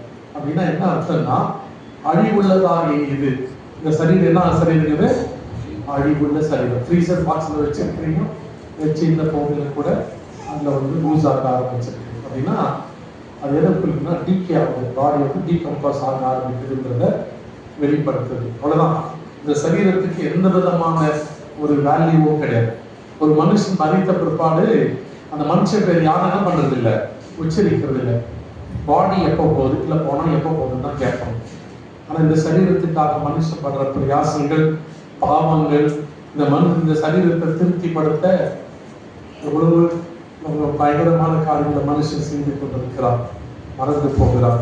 கர்த்தருக்கு உழைத்த ஒரு சகோதரன், கர்த்தரை ஊழியத்திலே பங்கு பெற்ற ஒரு சகோதரன், கர்த்தரை ஊழியத்தை கடைசியாக தேவனுடைய பிள்ளைகளோடு சேர்ந்து ஓடி முடித்த ஒரு சகோதரன், அருமையான ஒரு ஓட்டத்தை ஓடி முடிச்சுக்கிறார். இது வந்து பெரிய ஒரு வாக்கியமான ஒரு ஸ்லாக்கியம். எல்லாருக்கும் இப்படிப்பட்ட ஒரு ஸ்லாக்கியம் கிடைக்கிறது இல்லை. தேவனுடைய ஊழியத்தை முடித்து தேவனுடைய சமூகத்தில் போய் சேர்கிறது என்பது ஒரு சிலருக்கு அப்படிப்பட்ட ஒரு ஆசீர்வாதமானது கொடுக்கப்படுகிறது. அந்த வாக்கியமான சேவையை செய்து இன்றைக்கு தேவனுடைய ராஜ்யத்திலே அவர் இளைப்பாறி கொண்டிருக்கிறார். கொஞ்ச நேரத்தில் அழிவுள்ளதாக இந்த சரீரத்தை என்ன செய்ய போறோம், நம்ம விதைக்க போகிறோம். அழிவுள்ளதாக இது அழியாமையும், சாவுக்கு ஏதுவாக இது சாவாமையும் ஒரு நாளிலே தரித்துக் கொள்ள போகிறது. அவை இனிமே மாம்ச பிரகாரமாக ஒரு ராஜாவை நாம் பார்க்க போவதில்லை. போட்டோல வேணா நீங்க பார்க்கலாம், அது எப்படி பார்க்க முடியாது. அது மாத்திரம் பார்த்தீங்கன்னா, எப்போ வந்தாலும் யாருக்கிட்ட அவர்கிட்ட செல்போன் கொடுத்துட்டு என் பக்கத்தில் நின்று போட்டோ எடுங்க. எத்தனை போட்டோ வச்சிருந்தாலும் எனக்கே தெரியாது. நான் எப்போ வந்தாலும் அவர் கூட போட்டோ எடுத்துருந்தேன். உடனே யார்கிட்ட போன் யார் வச்சிருந்தாலும் என் பிரதரோட ஒரு போட்டோ எடுங்க அப்படின்னு சொல்லுவாங்க. ஸோ எதுக்கு சொன்னேன்னா, இனிமேல் அவர் போட்டோலாம் பார்க்க முடியும். மாம்ச பிரகாரமாக, சரீர பிரகாரமாக அவரை நீங்க பார்க்க மாட்டீங்க. ஆனால் நாங்கள் பார்க்க போகிறோம். ஏனென்றால் கிறிஸ்துக்குள்ளாக மரிக்கிறவர்கள் வெளிப்பட்டுல வாசிக்கிறோம். மரிக்கிறவர்கள் யாரும் இல்லை, இது முதல் கொண்டு வாக்கியவான்கள், அவர்கள் தங்கள் பிரயாசங்களை விட்டு இளைப்பாறி கொண்டிருக்கிறார்கள். வெளிப்பட்ட 14-11 வாசிக்கிறோம். பரலோகத்திலிருந்து ஒரு சத்தம் உண்டாக கேட்டு, அந்த கர்த்தருக்குள் மரிக்கிறவர்கள் இது முதற் கொண்டு வாக்கியவான்கள் என்று எழுது, அவர்கள் தங்கள் பிரயாசங்களை விட்டொழிந்து இளைப்பாறுகிறார். இப்பொழுது அவருடைய சகோதரன் அவருடைய பிரயாசங்களை விட்டு இன்றைக்கு இளைப்பாறை கொண்டிருக்கிறார். தேவனுடைய ராஜ்யத்திலே, தேவனுடைய சமூகத்திலே இப்பொழுது அவர் இளைப்பாறை கொண்டிருக்கிறார். அவருடைய கிரிகள் அவர்களோடு கூட போகும் என்று சொல்லி வாசிக்கும். அப்படி என்று சொன்னால், அவர் உலகத்திலே கர்த்தருக்காக என்னென்ன நற்கிரியைகளை செய்தாரோ அவர் எல்லாம் அந்த தேவனுடைய ராஜ்யத்திலே அந்த கணக்கில் வைக்கப்பட்டு இன்றைக்கு தேவனுடைய ராஜ்யத்திலே அவர் தேவனோடு கூட இருக்கக்கூடிய அந்த பெரிய சாக்கியத்தை தேவன் அவருக்கு கொடுத்திருக்கிறார். அது மாத்திரமல்லாதபடிக்கு யோவான் 14 ஒரு வார்த்தையை வாசிக்கிறோம். யோவான் 14 அதிகாரம், யோவான் 14 அதிகாரம் 3 வசனம். நான் போய் உங்களுக்காக ஸ்தலத்தை ஆயத்தம் பண்ணின பின்பு நான் இருக்கிற இடத்துல நீங்களும் இருக்கும்படி நான் மறுபடியும் வந்து உங்களை என்னிடத்தில் சேர்த்துக் கொள்வேன். நான் போய் உங்களுக்காக ஸ்தலத்தை ஆயத்தம் பண்ணின பின்பு. ஆகவே அருமை சகோதரனுடைய வீடானது பரலோகத்திலே கட்டி முடிக்கப்பட்டபடியினாலே நான் போய் உங்களுக்காக ஸ்தலத்தை ஆயத்தம் பண்ணின பின்பு. அப்படின்னா இவருடைய வீடானது பரலோகத்திலே தான் வச்சுங்க கட்டி முடிக்கப்பட்டு விட்டது. ஆயத்தமான பின்பு நான் இருக்கிற இடத்துல நீங்களும் இருக்கும்படி நான் மறுபடியும் வந்து உங்களை என்னிடத்தில் சேர்த்துக் கொண்டிருக்கின்றனர். ஆகவே இயேசு கிறிஸ்து இருக்கிற அந்த இடத்திற்கு அறிவு சகோதரன் போய் சேர்ந்திருக்கிறார். பாவம் இல்லாத, சாபம் இல்லாத, வியாதி இல்லாத, வேதனை இல்லாத, வருத்தம் இல்லாத, மரணம் இல்லாத அந்த ஒரு அருமையான ஸ்தலத்திற்கு அவர் போய் சேர்ந்திருக்கிறார். இனி அவருக்கு என்ன கிடையாதுங்க? மரணம் இல்லை, கண்ணீர் இல்லை, துக்கம் இல்லை, வியாதி இல்லை, வேதனை இல்லை. எல்லாமே அங்கு புதிதாக்கப்பட்ட ஒரு அனுபவம். புதிய சரீரத்தோடு கூட, அங்கு மகிமையின் சரீரத்தோடு கூட தேவனுடைய ராஜ்யத்திலே அவர் போய் சேர முடியாத அந்த பெரிய பிரிவின் சாத்தியத்தை ஆண்டவர் அவர் கொடுத்திருக்கிறார். எந்த ஒரு மதத்திலையும் சொல்லப்படாத ஒரு நம்பிக்கை வேதத்தில் மாத்திரம்தான் சொல்லப்பட்டிருக்கிறது. கிறிஸ்துவுக்குள் மரிக்கிறவர்கள் இது முதற்கொண்டு பாக்கியவான்கள். எவனுடைய மீறுதல் மன்னிக்கப்பட்டதோ, எவனுடைய பாவம் மூடப்பட்டதோ அவன் யாருங்களா? பாக்கியவான். சோ அந்த பாக்கியமான அந்த ஸ்தானத்தை அடைந்து தேவனுடைய சமூகத்திலே பூரணராக்கப்பட்ட நீதிமானுடைய ஆவியின் கூட்டத்திலே பிரவேசிக்க முடியாத ஒரு அருமையான சாக்கியத்தை கர்த்தர் அருமை சகோதரனுக்கு கொடுத்திருக்கிறார். மாம்ச பிரகாரமாக நாம் இனி இவரை பார்க்க போவதில்லை. ஆனால் ஒரு நாளிலே அவரை சந்திக்கும் பொழுது அவரோடு கூட இருக்க போகிறோம். ஆக நமக்கு முன்பாக சென்ற அநேகரை நாம் பார்க்க போகிறோம். இந்த அருமை சகோதரனை ஒரு நாளிலே நாம் பார்க்க போகிறோம் என்ற பெரிய நம்பிக்கையை இயேசு கிறிஸ்து எங்களுக்கு கொடுத்திருக்கிறார். இந்த நம்பிக்கை இல்லாத நீ யாரும் சரி, நீ துக்கித்து ஆட வேண்டிய அவசியம் இல்லை. இயேசு கிறிஸ்துவுக்கு உள்ளத்திலே இடம் கொடுக்கும் பொழுது, அவரை சொந்த ரட்சகராக ஏற்றுக்கொள்ளும் பொழுது, பாவத்திலிருந்து விடுதலை பெறும் பொழுது, எப்படி அருமை சகோதரன் பாவத்திலிருந்து விடுதலை பெற்று இயேசு கிறிஸ்துவுக்காக வாழ்ந்தாரோ, தன்னுடைய ஓட்டத்தை ஓடி முடித்தாரோ, அந்த வண்ணமாக நீயும் கூட ஓடி முடிக்கும்படியான கிருபையை அவர் மூலமாக உனக்கு கொடுக்க வல்லவராக இருக்கிறார். அது உன்னுடைய மீறுதல், உன்னுடைய அக்கிரமங்கள் மன்னிக்கப்பட்டாலுடைய ஒரு கால பரலோக ராஜ்யத்திற்குள்ளாக பிரவேசிக்க முடியாதுன்னு சொல்லி வேதம் சொல்லுகிறது. தீட்டுள்ளதும் அருவருப்பும் பொய்யை நடப்பிக்குமாகிய ஒன்றும் அதில் பிரவேசிப்பதில்லை. ஆட்டுக்கொட்டியான ஜீவ புஸ்தகத்தில் பேரெழுதப்பட்டவர்கள் மாத்திரம்தான். ஆக அருமை சகோதரன் அந்த ஒரு நிலையை அடைந்தபடியினால்தான் இந்த மரணமானது அவருக்கு அந்த முழங்காலிலே இருக்கும் போது அவர் தேவனை தரிசிக்கும்படியாக அந்த பெரிய ஒரு ஆசீர்வாதத்தை அவருடைய வாழ்க்கையிலே கொடுக்கப்பட்டது. ஒரு சிலருக்கு மாத்திரம்தான் அப்படிப்பட்ட ஒரு ஆசீர்வாதமானது கொடுக்கப்பட்டது. ஒரு நம்பிக்கையின் ஆசீர்வாதம். இது நம்பிக்கையற்ற ஒரு வாழ்க்கை அல்ல. தேவனுக்குள்ளாக மரிக்கிறவர்களுக்கு ஒரு நம்பிக்கையின் ஒரு வாழ்க்கை இது. கிறிஸ்துவை ஏற்றுக்கொள்ளாத வரையிலும் நம்பிக்கையற்ற ஒரு வாழ்க்கை. இயேசு கிறிஸ்துவை ஏற்றுக்கொண்ட பிற்பாடு ஒவ்வொரு மனிதனுக்கும் தேவன் கொடுப்பது ஒரு பெரிய நம்பிக்கை. இந்த கண்கள் மூடப்படும், ஆவிக்குரிய கண்கள் திறக்கப்படும். அந்த ஆவிக்குரிய கண்களினாலே இயேசு கிறிஸ்துவை காண்பேன் என்கிற பெரிய ஒரு சாக்கியத்தை இயேசு கிறிஸ்து மூலமாக பெற்றுக் கொள்கிறோம். மரண சரீரம் மாற்றப்பட்டு மகிமை சரீரம் ஆகிடவே, மரண சரீரம் மாற்றப்பட்டு மகிமை சரீரம் ஆகிடவே, மகிமையினாலே நிரப்புகிறீர், மரண பயத்தை நீக்குகிறீர், மகிமையினால் என்னை நிரப்புகிறீர், மரண பயத்தை நீக்குகிறீர்.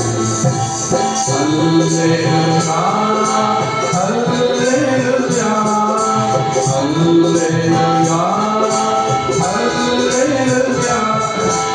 அல்லேலூயா என பாடுகிறே, ஆனந்தமாய்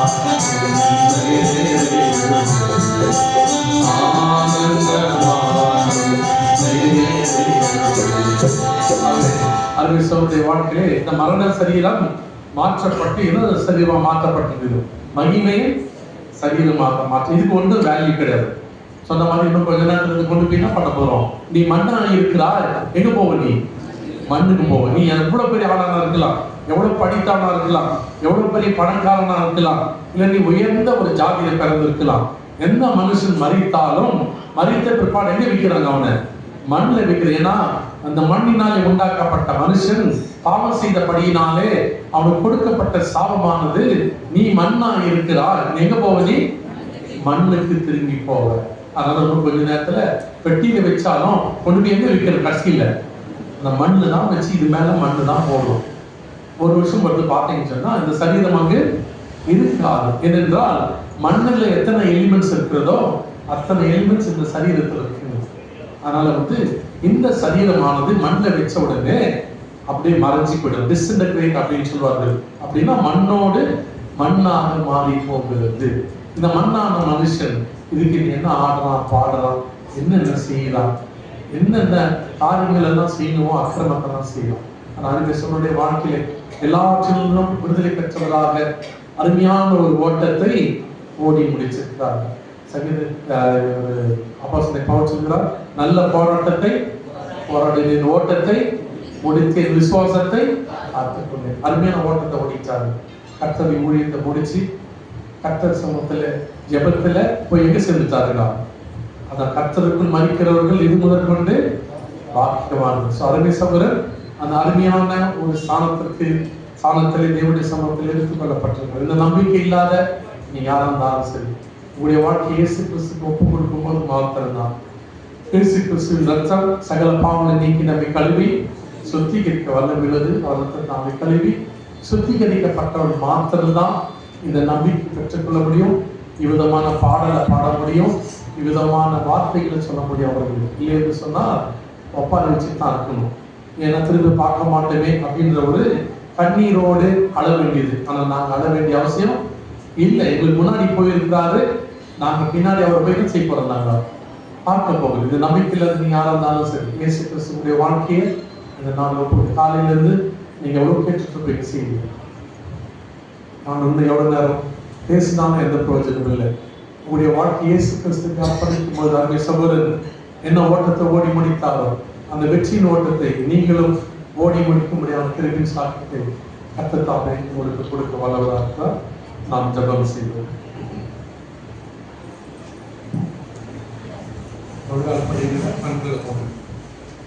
ஜெபம் செய்ய போகிறோம்.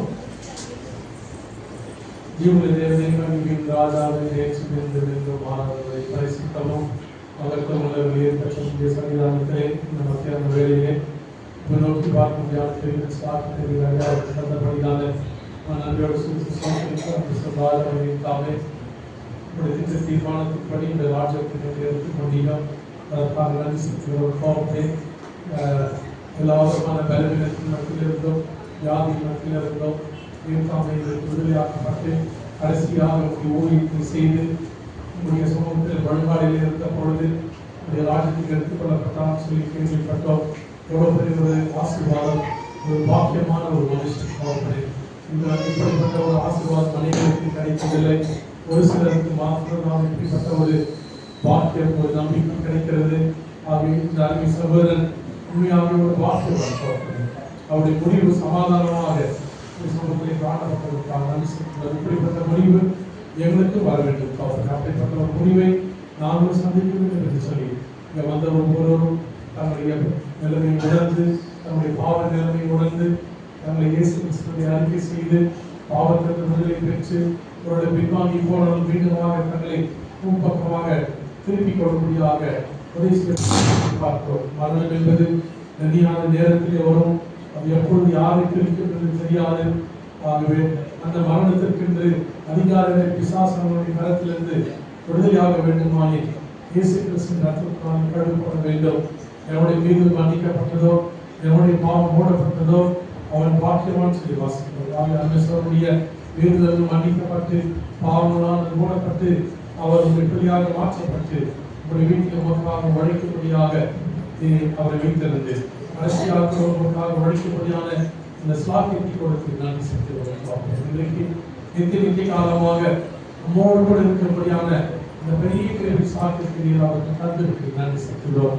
இது இல்லாதவர்கள், இந்த நம்பிக்கையற்றவர்கள் எப்படியாகவும் இந்த நாளின் நேரத்தில் காலை இயேசு கிறிஸ்துவாக நம்மை ஏற்றுக்கொள்ளும்படியாக, பாவத்தில் விடுதலை பெறும்படியாக, மரண பயத்தில் விடுதலை பெறும்படியாக கிருபை செய்ய விடமாக நோக்கி பார்க்கிறோம். எதிர்க்கிற நேரத்தை ஆசீர்வதிக்காமல் அதற்கு காலங்களிலும் இந்த நாமத்தை வைத்தாமே மைப்பற்றி கொள்ள வேண்டுமாறு சத்துருவை அந்த காலத்தின் கிரியைகளை அந்த குடும்பத்தில் கட்டளப்படுகிறேன். ஆறுதலின் தேவன், சமாதானத்தின் தேவன், அந்த குடும்பத்திற்கும் ஆறுதலையும் சமாதானத்தை கட்டளையிட்டு காத்துக் கொள்ள வேண்டுமாறு விண்ணப்பத்தை பிதாவின் சமூகத்தில் தாழ்மையோடு நல்ல பிதாவே நம்முடைய கர்த்தராகிய இயேசு கிறிஸ்துவின் பிதாவாகிய தேவனுடைய அன்பும் பரிசுத்த ஆவியானவருடைய அன்பினையும் இப்பொழுது என்றும் நம் அனைவரோடும் விசேஷமாக குடும்பத்தாரோடும் சதா காலையிலும் உண்டாஇருக்கிறார்கள். சொல்றதை கவனிங்க. இந்த வார்டியை வந்து பெட்டியில் வச்சிருக்கோம். ஒரு பாடலை பாடும்போது பெட்டியில் வச்ச ஒரு பாடு சகோதரி முதலாவது பார்த்துட்டு வெளியே போயிடுது. அதுக்கடுத்தது சகோதரி பார்த்துட்டு வெளியே போயிட்டுன்னு சொன்னால் நம்ம பவனியாக வெளியில் போகலாம்.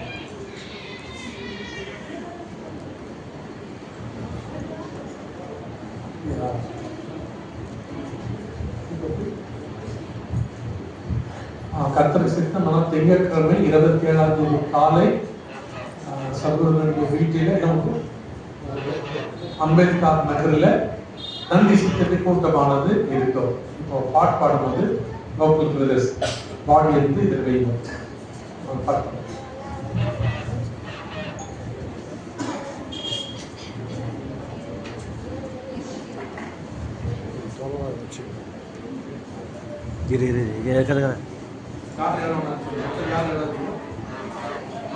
எழுநூத்தி 63 உன்னத வீட்டை சீக்கிரம் சென்று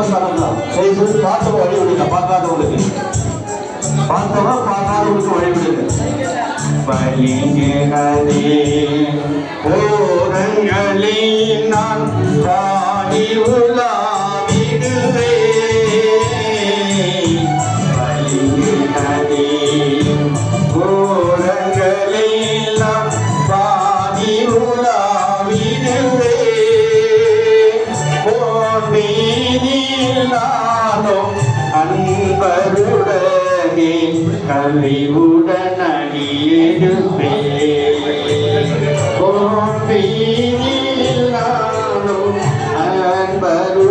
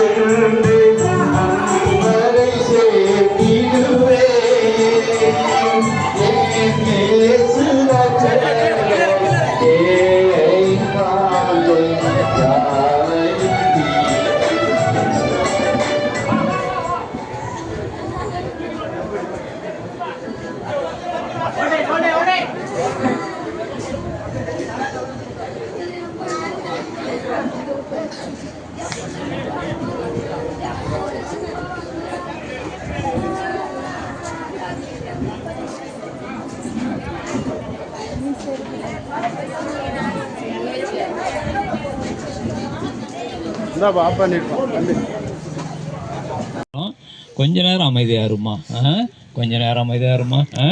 ஓகே, கர்த்தருடைய நாமத்துக்கு ஸ்தோத்திரம். அருமை சகோதரனை ஆண்டவர் அப்படி சமூகத்தில் எடுத்துக்கொண்டார். நினையாத ஒரு மரணம் தான், இருந்தாலும் தேவனுடைய சித்தம், அது தேவனுடைய சித்தத்தை நாம் கீழ்ப்படிய வேண்டும். அது இந்த அருமை சகோதரனுடைய இந்த சரீரத்தை இப்பொழுது விதைக்க இருக்கின்றோம். அதற்கு முன்னாடி வேதத்திலிருந்து ஒரு சில பகுதிகளை வாசித்து சற்று தியானித்து இந்த சரீரத்தை அடக்கம் செல்லும். யோவான் எழுதின சுவிசேஷம் 12ஆம் அதிகாரம், யோவான் எழுதின சுவிசேஷம் 12ஆம் அதிகாரம் 26வது வசனம். ஒருவன் எனக்கு ஊழியம் செய்கிறவனானால் என்னை பின்பற்ற கடவன்.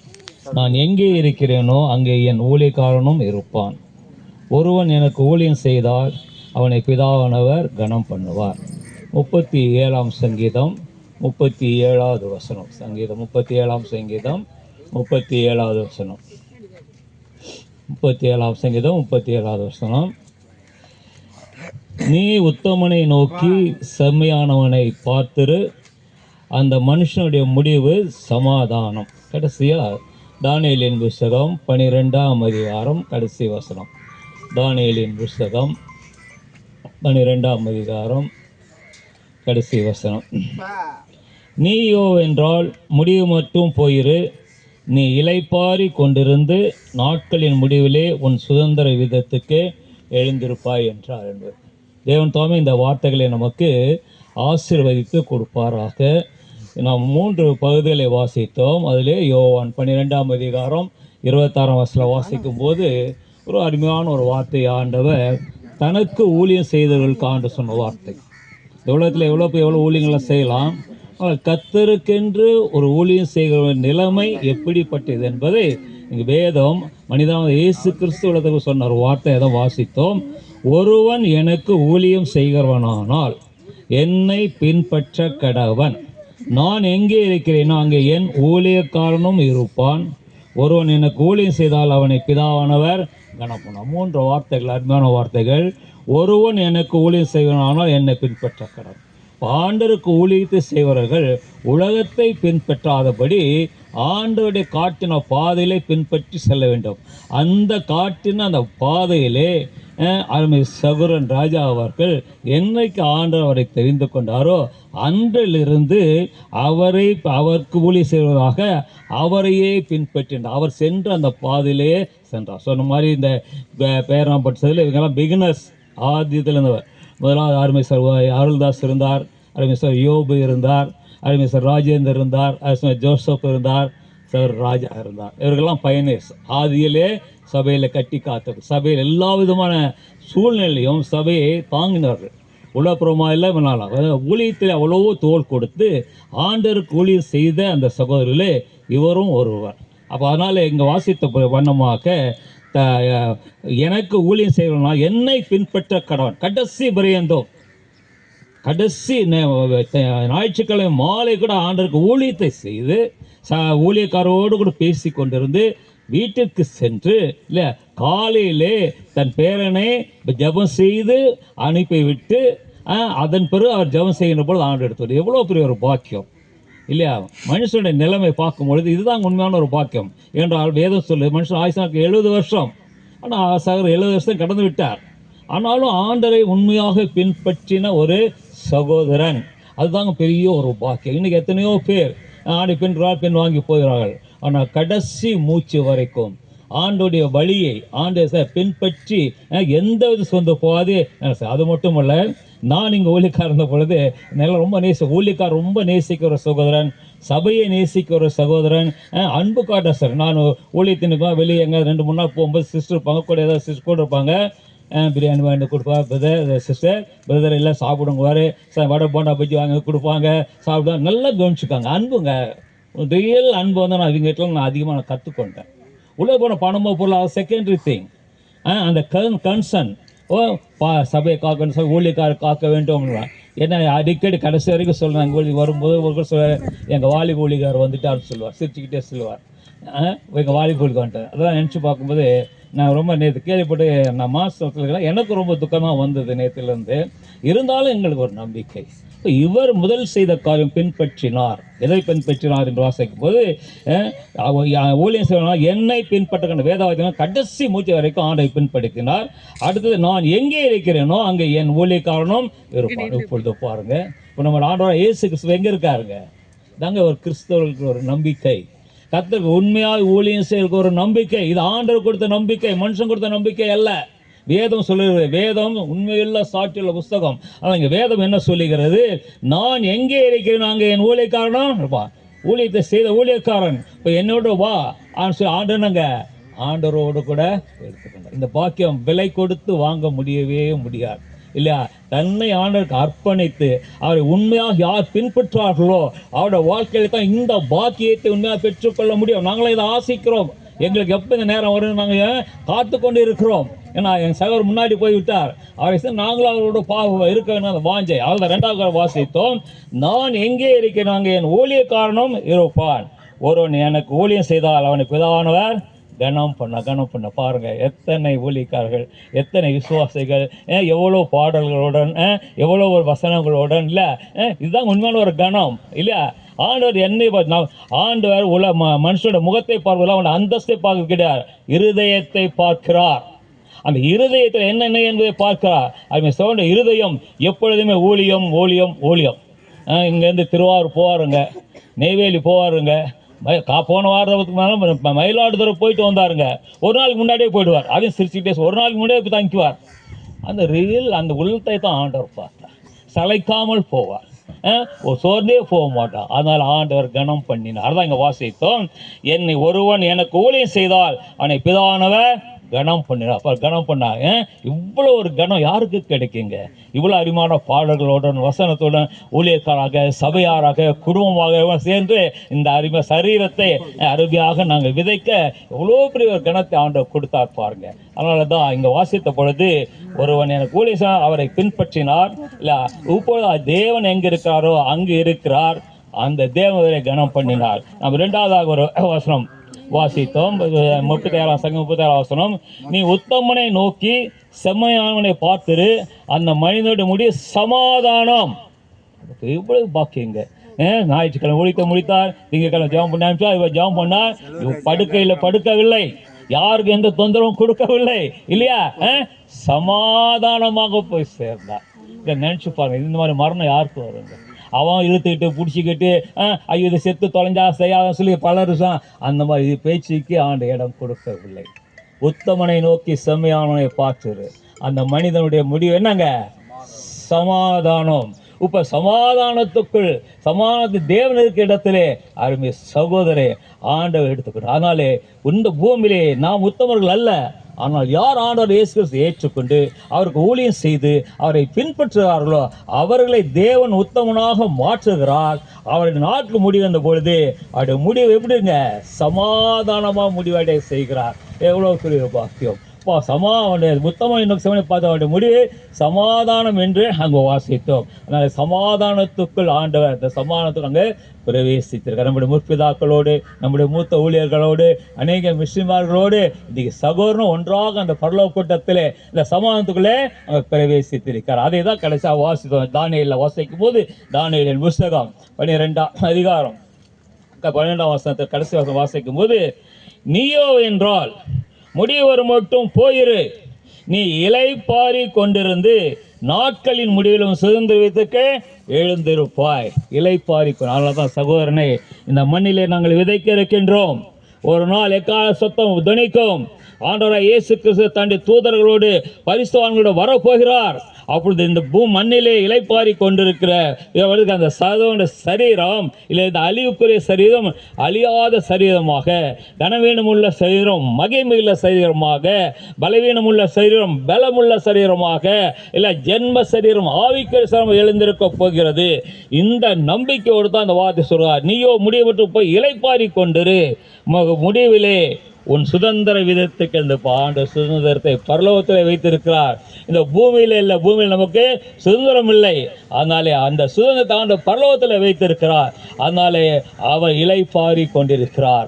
ஆண்டு வரும்போது அவரோடு கூட அவர் ராஜாவும் வருவார், நாங்களும் உயிரோடு இருக்கிறோம் அவரோடு கூட போன்ற பெரிய ஒரு நம்பிக்கையை இந்த விதைப்பதின் மூலமாக தேவன் நமக்கு கொடுத்துக்கிறார். அதான் லூக்கா 1:23 வாசிக்கும் போது அவன் ஊழிய நாட்கள் நிறைவேறின பிறகு தன் வீட்டுக்கு போனான் என்று வேதம் சொல்லுகிறது. அப்படி ஊழிய நாட்கள் நிறைவேற்றது.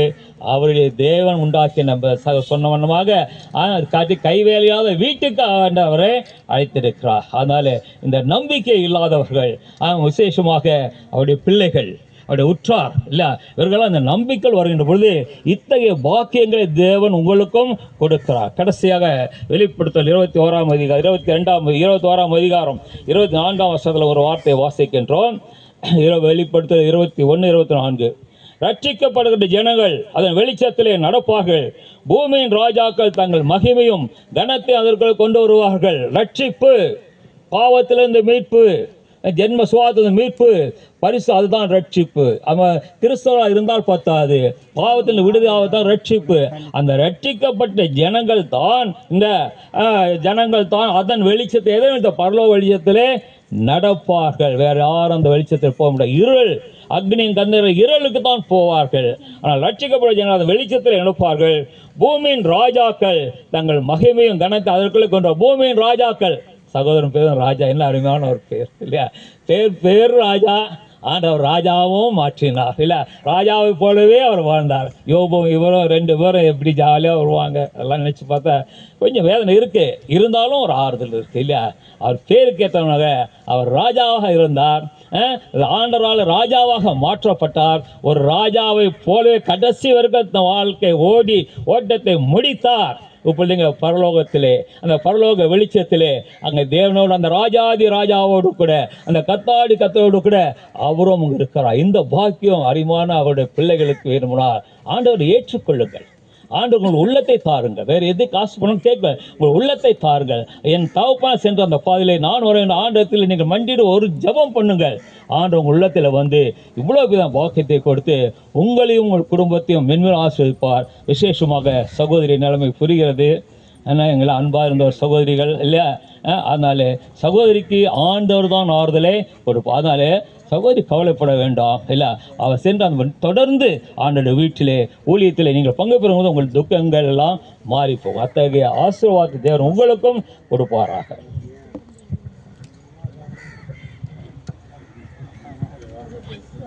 சகோதரி கர்த்தருக்கு நன்றி செலுத்தி ஜெபிக்கும்.